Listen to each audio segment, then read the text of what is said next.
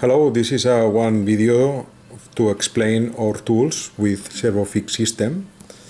You can see two tools, the conventional tool and servofix tool.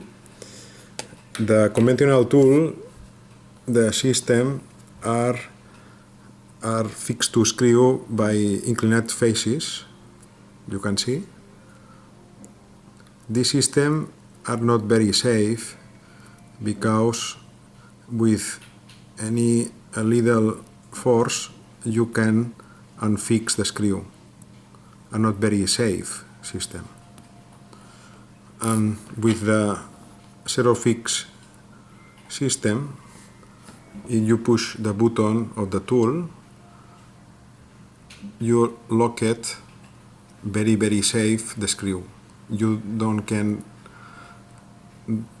remove the screw with any matter, and to release is very easy. Only push the button and you can release the screw very easy.